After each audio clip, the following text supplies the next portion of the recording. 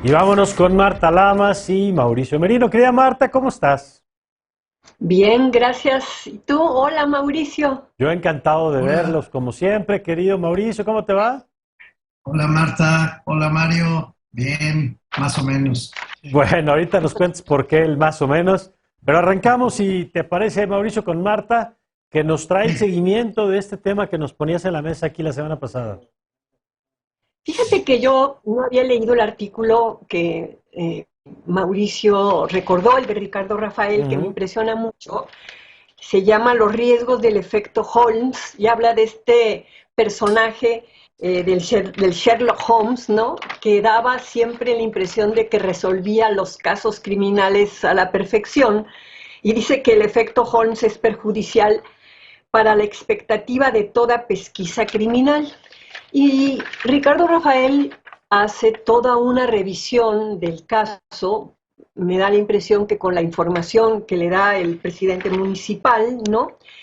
Y después de esto, yo estuve viendo, me mandaron varias personas un video en blanco y negro, un poco borroso, pero en donde se ve a 6 policías sacando y arrastrando a este chico José Eduardo Sí. Ravelo, tirado en el suelo, le ponen la rodilla encima. A lo mejor es por esto de que parece que había tomado sustancias tóxicas o lo que sea. Pero yo pensaba que hay otro lado de este asunto en donde no hay duda. Todavía está ahorita, digamos, la duda. El juez liberó a los detenidos, a los policías detenidos por falta de pruebas. La fiscalía está trabajando, parece que bastante bien, pero todavía hay esta confusión sobre si fueron policías estatales, policías municipales o qué realmente pasó. Ujú. Pero de lo que no hay duda, porque ahí está el testimonio de la madre de José Eduardo que lo acompañó al hospital, es de lo que así pasa en el es. hospital. Y ahí me parece que sí tenemos que hacer una reflexión en términos de la manera en que fue tratado, ¿no? Y no solo eso, es decir, llega un muchacho tan golpeado y tan mal como llegó él y lo ponen en una zona en donde hay personas que están enfermas de COVID Ujú. y se contagia de COVID y 10 días después, digamos, un organismo que está lastimado como el de él, pues no resiste y muere de COVID. Así Y de esto es. casi no se ha hablado y me parece que aquí hay una responsabilidad muy clara de Ujú. deslindar, digamos, tanto del hospital y del sistema de salud, porque toda la atención, digo, se ha fijado en si fue detenido Ujú. porque él aventó una piedra o no, si fue gratuita la detención, si fue simplemente que lo habían perfilado como un muchacho pobre, gay, en fin, allí yo creo que lo que dice Ricardo Rafael es cierto, no tenemos suficientes elementos todavía para poder tener la historia clara. Y la única historia que sí me parece que nos permite Ujú. también reflexionar es el tema de lo que ocurre en el hospital. Y yo creo que ahí también hay un perfilamiento, ¿no? Un perfilamiento de alguien pobre, ¿no? Que llega, que cuando dices que me Absolutamente. violaron policías, el médico le responde, eso ni tú te lo crees, Ujú. ¿no? En donde no se toma en consideración que hay, digamos, pocos recursos, no les pagan las radiografías, tienen que Ujú. conseguir dinero para eso. Es decir, hay toda una serie de eventos. A mí me parece que además este caso se está politizando, ¿no? Politizando en el mal Sí, sentido de la palabra, es decir, buen sentido que estemos Sí, que debatiendo estemos tantos hablando de eso, temas. claro. Eso me parece genial. Pero se está planteando, digamos, el hecho de que un periodista durante la mañanera le pregunte al Ujú. presidente sobre el caso y el caso diga, bueno, que se lo va a encargar a Olga Sánchez Cordero, que por cierto ya habló con la mamá, etcétera, pero pues justamente en Yucatán está gobernando el PAN, ¿no? Y ha habido todo un pique, digamos, de decir es que estos panistas, ¿no? Y es la 4T en este momento, que a mí me parece que la actitud del presidente del gobierno, de la 4T, tiene que ver con una línea política de respeto a la diversidad, que aparte se pueda querer sacar tajada y decir, pues es que aquí el gobernador del PAN no ha salido a hacer ninguna declaración, ni a pedir a ofrecer una disculpa pública, o a decir simplemente que lamenta la muerte de este muchacho y que habrá que esclarecer, digamos, las circunstancias reales, ¿no? Pero hay un elemento de las circunstancias reales que es el contagio de COVID adentro de un hospital por haberlo puesto en la zona donde estaban las personas con COVID, que eso ya está claro. Y con respecto a eso, ni el gobernador ni el secretario de Salud de Yucatán han salido a hacer una declaración. Entonces, bueno, yo le agradezco a Mauricio haberme recordado en la sesión pasada el artículo de Ricardo que yo no había leído.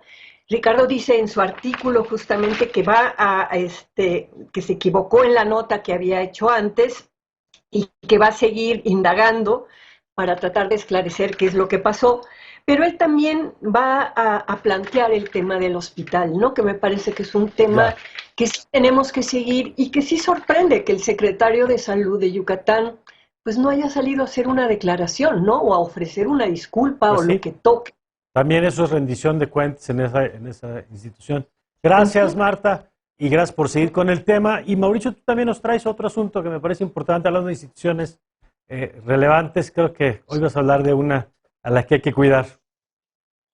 Pues sí, bueno, primero muchas gracias a Marta por seguir con este tema y gracias por este diálogo, ¿no? que está planteando. Estoy absolutamente de acuerdo con lo que ha dicho Marta antes y lo que dice ahora, querido Mario. Entonces, pues, nada más respaldarlo. Muy bien. No, yo quería expresar una preocupación a propósito de esta línea que acaba de hacer Marta del respeto de la 4T a la diversidad.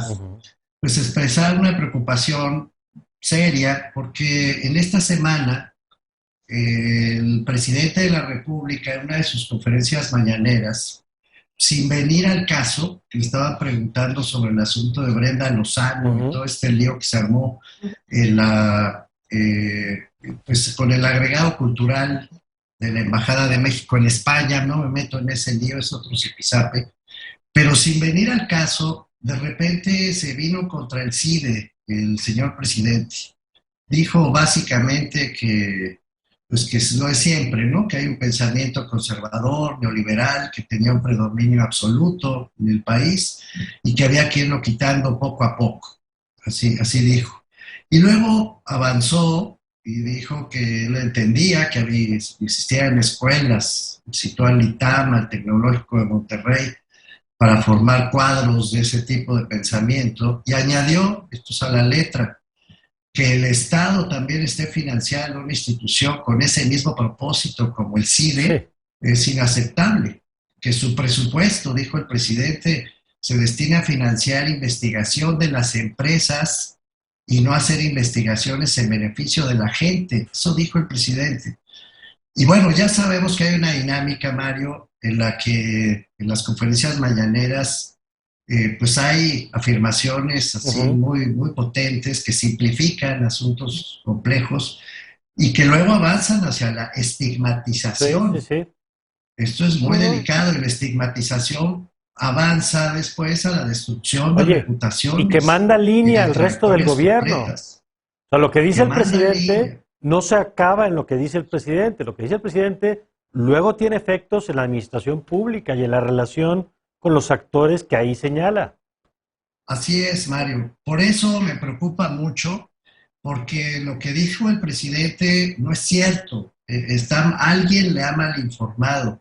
Yo quiero sostener firmemente que el CIDE no pertenece ni a las empresas ni a los empresarios, y en ningún momento de su historia ha privilegiado de ninguna manera temas que no sean los vinculados con los problemas públicos del país, Mario. Sí, ha sido una monserga el CIDE, eso sí, sus investigadores, yo mismo, hemos sido latosos, críticos, pero la verdad es que hay que recordar que el CIDE nació en 1974, albergando al exilio chileno. y lo hizo en contra de los regímenes autoritarios y pensando en el espacio público. Así como el Colegio de México, Mario, Marta, heredó el espíritu de la República Española, la verdad es que el CIDE tiene en su ADN la defensa de la democracia, que en su momento fue acribillada por regímenes militares y por regímenes autoritarios de América Latina. El CIDE ha hecho aportaciones importantes, Mario, Marta, a la crítica al sistema fiscal del país, pero muy importantes. Ha defendido a los gobiernos locales, a los gobiernos estatales frente a los abusos del gobierno federal en materia fiscal. No estoy hablando del sexenio actual, desde siempre. Ha criticado la reforma educativa, la opacidad de los gobiernos, el diseño de las normas de transparencia, el combate a la corrupción, me consta, desde que principió este siglo XXI. Ha estado en la defensa del feminismo, Marta no me dejará mentir. Ha planteado una estrategia de política de drogas y de combate al crimen organizado. En fin, se opuso a Fox por su desdén al federalismo, aun siendo un órgano del Estado, sí, se opuso a los errores del presidente Fox en materia de federalismo, se opuso al presidente Calderón por su estrategia contra el crimen organizado, a Peña Nieto, ya me tocó directamente eso, por la corrupción, por la opacidad del gobierno de Peña Nieto. Y sí, también hemos sido latosos con la política de ciencia y tecnología del actual gobierno, y hemos sido críticos de los programas sociales y de la vulneración de derechos. Pero no, de ninguna manera se puede decir, yo que sé, que investigadores como Nacho Marván, como Hugo Pipitone, como Jean Meyer, como Ana Laura Magaloni, como Lourdes Morales, como Clara García, como Blanca Heredia, sume y sigue entre esta centena de investigadores que forman parte de la planta académica del CIDE, sean neoliberales o estén al servicio de las empresas, nada que se parezca a eso. Entonces, pues yo quería aprovechar este espacio, Mario, Marta, ustedes saben que mi vínculo con el CIDE es antiguo, para primero pues tratar de desmentir esa estigmatización y a ver si alguien que nos esté viendo pues le pasa una nota al señor presidente para decirle que sí somos una lata, sí somos críticos, sí vamos a seguir siendo latosos, es la función de la investigación en ciencias sociales, pero no somos empresarios ni estamos a favor de la lógica empresarial de la que se nos ha acusado muy injustamente y con un riesgo muy potente para la vida misma del CIDE. De acuerdo.